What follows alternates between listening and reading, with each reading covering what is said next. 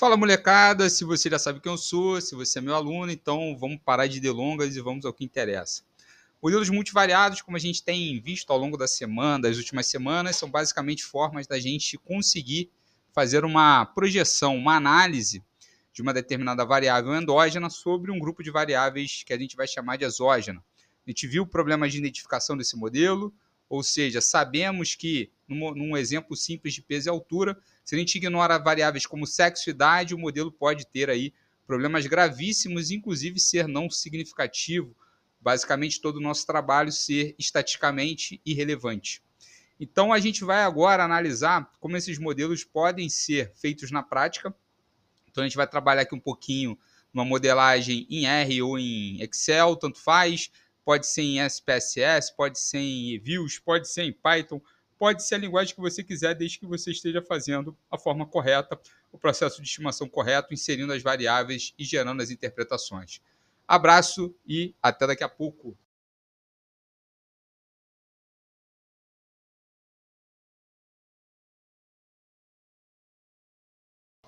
Bom, vamos lá. A primeira coisa de um modelo econométrico, né, de regressão múltipla, é a gente tentar entender a construção. Então, como a gente já conversou, a gente vai estar fazendo modelos aplicados a negócios. E aí a gente tem um modelinho aqui de vendas mensais, orçamento, preço de produto e índice de confiança. Então, basicamente, o que a gente quer tentar entender qual é a ordem de causalidade aqui para a gente poder inserir no modelo linear. Provavelmente, né, se a gente está falando de uma coisa normal, e aí vocês precisam explicar o porquê, marketing, preço e confiança do consumidor estarão atrelados a vendas mensais. E aí eu vou gerar os dados com esse exemplo para a gente tentar entender. Isso aqui serve como, basicamente, a gente ter os mesmos resultados, não importa quando que você está gerando isso.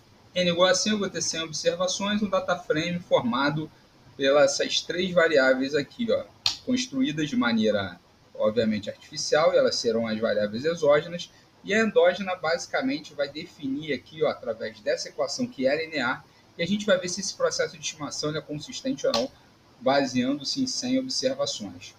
Então, eu vou colocar um modelo linear, ou seja, linear model, com a variável endógena na primeira posição, tio, e o somatório das variáveis exógenas. E aí eu estou dizendo de onde que vem os dados. Vou rodar e vou pedir para ele fazer um sumário desse modelo. O sumário do modelo vem assim, ó. Ele traz o resultado dos coeficientes, ele mostra o valor do intercepto, que foi estimado como 15 em 4, o erro padrão dele, quando eu divido um sobre o outro, dá a estatística T, e o p-valor associado é a probabilidade da hipótese nula ser verdadeira. Essa probabilidade máxima de H0 ser verdadeiro deu 21%, então, portanto, a gente, entre aspas, poderia assumir que não há intercepto, ou o intercepto seria zero. Só que a gente construiu essa variável, a gente sabe que o intercepto verdadeiro é 500. Então, portanto, a gente percebe que não necessariamente a rejeição de H0 garante aí que não tenha efeito.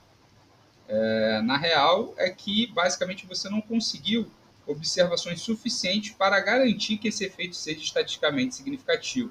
Se eu faço o aumento de observações para 500, eu tenho certeza que a gente vai ter agora uma consistência nessa estimação. Vamos resolver, gerando também a variável. E agora eu vou gerar o mesmo modelo, o mesmo sumário. Olha o que aconteceu, as probabilidades máximas de aceitação ou de não rejeição de H0 caem todas abaixo de 1%. E aí depois a gente vai discutir como que a gente interpreta os efeitos dessas variáveis, né, os efeitos marginais dessas variáveis, na variável endógena, que é vendas mensais.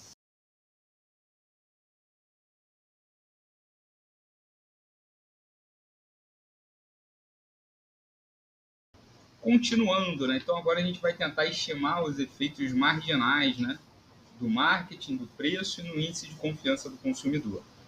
Então, a ideia é que a gente fez esse processo de estimação, encontrou esses coeficientes, vimos que a hipótese deles serem menores, quer dizer, serem iguais a zero, é baixíssima, então a gente pode rejeitar essa hipótese. Lembrando que a gente está fazendo um teste bicaudal, então é sempre igual a zero, e não menor ou maior.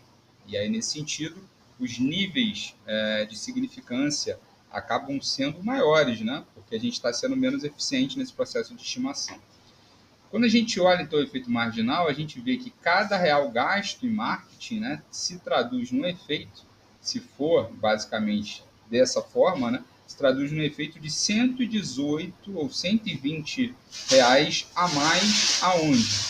Em vendas mensais. Claro que a gente tem que ver as unidades que a gente está utilizando, ou seja, se a variável orçamento marketing for R$1, então isso se traduz em R$120 a mais de vendas mensais. Já o preço do produto, a cada real aumentado, tem-se uma redução de menos 77 ou unidades ou menos 77 reais em vendas mensais. Para finalizar, quanto maior o índice de confiança, então isso aqui provavelmente deve ser em pontos percentuais, ou seja, a cada ponto percentual adicional de índice de confiança você tem 48 reais a mais de vendas.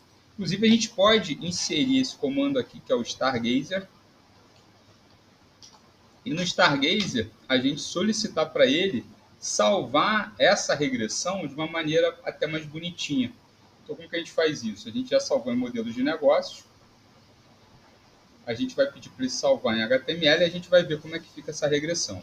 Então vou vir aqui em Stargazer, então vou colocar o nome do modelo e vou querer que ele salve como HTML. E aqui o título eu vou colocar análise de regressão.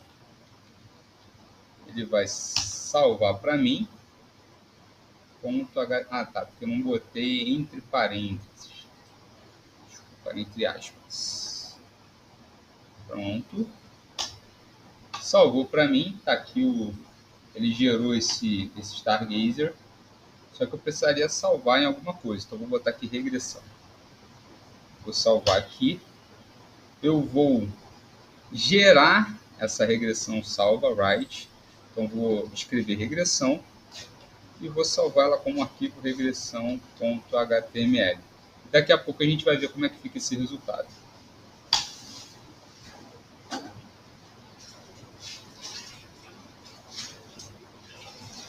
Vou ter com S só. Pronto. Agora que ele salvou, a gente vai vir aqui em Files. Ele vai estar aqui. Eu acho que ele não vai aparecer para mim, mas eu vou tentar ver.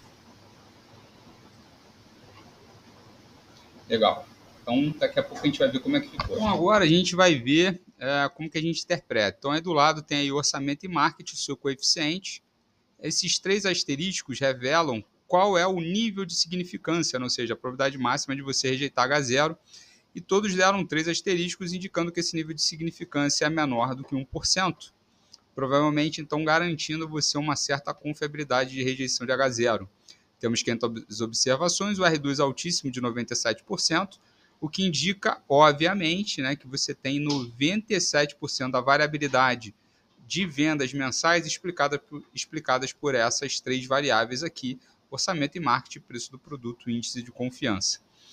O R2 ajustado também deu muito próximo, porque você tem uma gama grande de observações e apenas 3 variáveis inseridas no modelo e todas elas bastante significativas. Se você excluir uma, obviamente o seu R2 seria bem menor.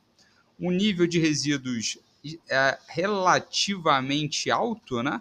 Mas quando você analisa o nível de significância conjunta, você percebe que você tem aí uma estatística F bem menor, quer dizer, bem elevada, né? Indicando, mais uma vez, também uma rejeição de H0 no modelo C insignificante, uma probabilidade também inferior a 1%. Então, é basicamente isso, né, que a gente queria tratar nessa pequena videoaula. E aí, durante as aulas, a gente vai conversar também sobre os testes que garantirão uma certa consistência nessa interpretação.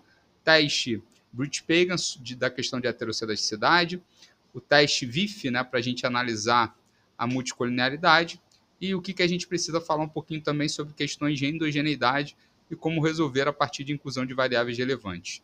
Forte abraço, até a próxima.